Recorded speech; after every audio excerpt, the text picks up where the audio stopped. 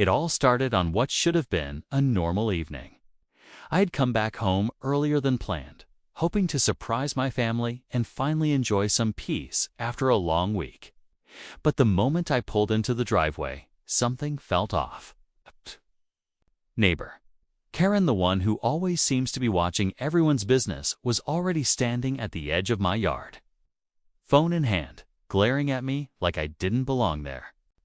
Within minutes, she was dialing the cops, insisting that I wasn't supposed to be back yet and claiming I was suspicious for stepping into my own home. You could almost feel the tension in the air as she waved her arms, pacing around as if she was the one in charge of the neighborhood.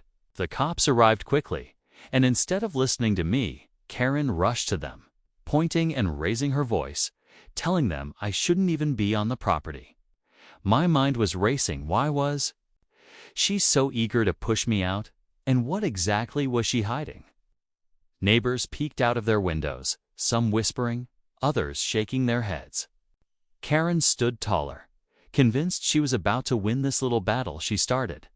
But then came the twist. Just as she was pushing for me to be removed, the officers checked the details, and her expression froze. She realized, in that very moment, that the person she had just tried to evict wasn't a stranger at all, but someone she could never have expected. And that's where everything changed. The silence that followed was almost heavier than Karen's shouting. The officers glanced between us, clearly confused, and Karen's face went pale, though she tried to keep her composure. I could tell she hadn't expected anyone to question her version of events. The thing about Karen is that she has built a reputation in the neighborhood, always reporting someone for parking too close to her curb, filing complaints about lawn decorations, even yelling at delivery drivers for speeding. Most people just avoid her. But I had never imagined she would go this far. As the officers asked for my ID, I couldn't help but notice Karen fidgeting nervously, almost like she realized she'd walked herself into a corner. My family wasn't even home yet, so no one else could vouch for me in that moment. It was strange, almost surreal, to stand on my own doorstep being treated like an intruder because of her assumptions. I thought back to the times I'd caught her peering out from behind her curtains, scribbling things down in her little notebook. She had been waiting for a chance like this. The neighbors, still watching from their windows and porches, whispered among themselves. Some of them had their phones out, clearly recording what was happening. I knew this wasn't just another one of Karen's petty complaints. Sid felt bigger. There had to be a reason she was so desperate to have me removed, almost as if she didn't want me to see something. And in the uneasy pause before the officers made their next move, I started to wonder what Karen was hiding, and why she looked so terrified when the truth began to surface. The officers stepped aside for a moment, speaking quietly between themselves. And that only made Karen more restless. She kept glancing toward my house, then back at me like she was guarding something. I knew her well enough to understand she thrived on control, but this time her nervousness didn't match her usual smugness. Something was different. I thought back to the last few weeks before I left town. Strange things had been happening. Packages I ordered went missing. Lights inside my home seemed to be switched on when I was certain I had turned them off. And once, I even noticed the back gate left open. At the time, I brushed it off as forgetfulness or delivery errors. But now, standing in front of the cops with Karen practically shaking, those small details started to connect in my mind. From across the street, Mr. Henderson, my older neighbor, stepped onto his porch. He had always been polite, though quiet, and rarely got involved in drama. But the way he was watching now, carefully studying Karen, suggested he knew more than he was letting on. I caught his eye for a second, and his look seemed almost like a warning. Meanwhile, the officers asked Karen why she had reported me. She launched into a dramatic explanation about suspicious activity, her voice cracking in places. But it didn't sound convincing.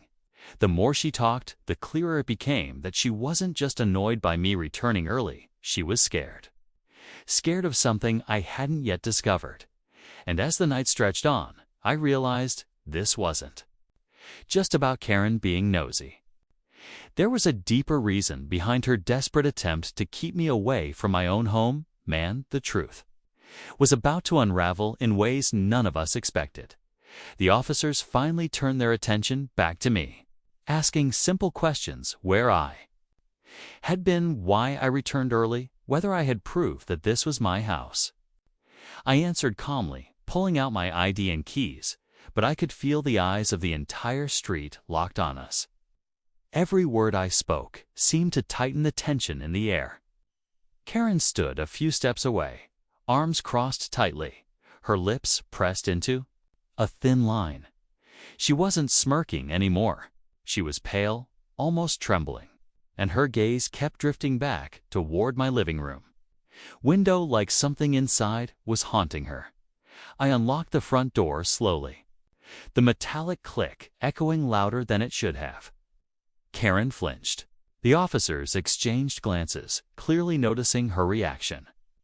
As the door creaked open, the familiar scent of my home rushed out, yet something felt off. The living room was tidy, but there were details out of place, the rug slightly folded, a chair pulled back as if someone had been sitting there recently, and a faint trace of perfume that definitely wasn't mine or my family's.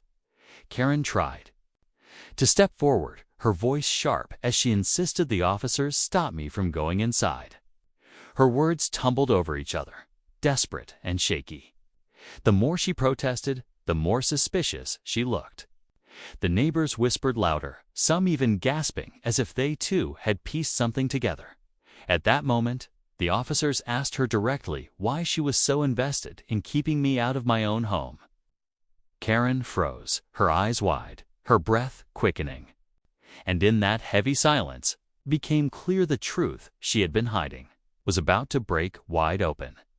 Karen's silence dragged on so long that even the officers began to shift uneasily. Her mouth opened as if she wanted to speak, but no words came out. Instead, her eyes darted toward the side of my house, just for a second, but enough for everyone to notice. The officers followed her gaze, and so did I. That's when the sound hit a faint thud, like something falling over inside the house. The crowd of neighbors gasped, and the officers immediately stiffened. Karen's face drained of color. She muttered something under her breath, barely audible, but I caught it. It wasn't about me at all. It was about them. My heart skipped a beat. Who was she talking about? Suddenly, the story she spun about me being suspicious made even less sense. She hadn't been trying to protect the neighborhood from me.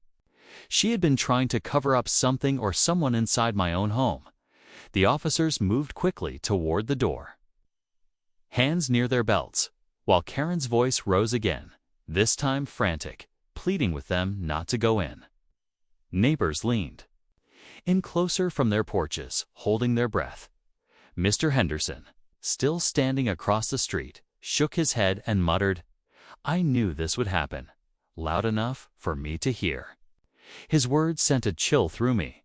The tension reached a breaking point as the officers pushed past the doorway, their flashlights cutting through the shadows inside. Another sound followed, a quick movement, like someone scrambling to hide. Karen staggered backward, clutching her chest, as though the secret she had worked so hard to keep buried was finally clawing its way to the surface. The officers swept through the front hallway, their flashlights bouncing off the walls. Everyone outside stayed frozen, waiting for what they would find. A moment later, one of the officers called out, and when I stepped inside behind them, the truth hit me like a wave. Huddled in the corner of my living room were two people I had never seen before, their bags piled beside them as if they had been staying there for days. The perfume, the moved furniture, it all made sense now. Karen hadn't just been nosy. She had been hiding them. The officers quickly questioned them, and the story unraveled fast. They admitted Karen had given them access while I was away, claiming she had authority to manage the property since she lived next door.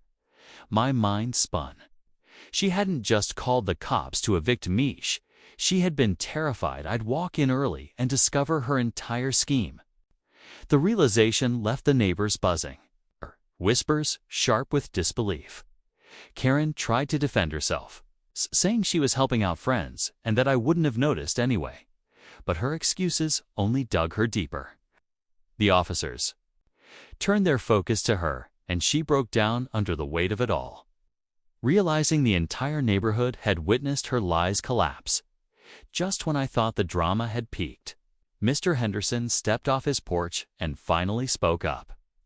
In a steady voice, he revealed he had warned Karen weeks ago not to do this, that he knew she had been sneaking people into my house. The real twist? He admitted he hadn't said anything sooner because he wanted to see how far she would go, and now, with everyone watching, Karen's downfall was complete. The streets slowly settled after the chaos, though the weight of what had just happened hung heavy in the air. The officers escorted Karen aside to finish questioning her, while the two strangers she had hidden in my home were taken away for trespassing. For the first time in years, the neighbors weren't whispering about one of Karen's petty complaints. They were openly shaking their heads, finally seeing her true colors. The woman who had always acted like the self-appointed guardian of the neighborhood had been exposed for what she really was. I stood on my porch, looking out at the familiar faces around me. Some offered quiet words of support, others just nodded. But the message was clear. I wasn't alone anymore. Even Mr. Henderson, usually so quiet, walked over to me and admitted he hadn't wanted to interfere too soon, but felt it was only right to finally reveal what he knew. His honesty, even if late, meant more than he realized. When the officers finally wrapped up, I locked my door with a deep breath of relief. My home, the place meant to be safe, had been turned into a pawn in Karen's game, but it was over now. The strange happenings, the missing packages, the feeling of being watched, it all made sense. Karen had crossed a line no one could ignore as the night ended. I couldn't help but think about how quickly trust can be broken, but also how important it is to stand your ground. Karen had tried to evict me from my own life, but in the end, the truth came out. And for the first time in a long while, the neighborhood felt lighter, as if her grip on it had finally been broken.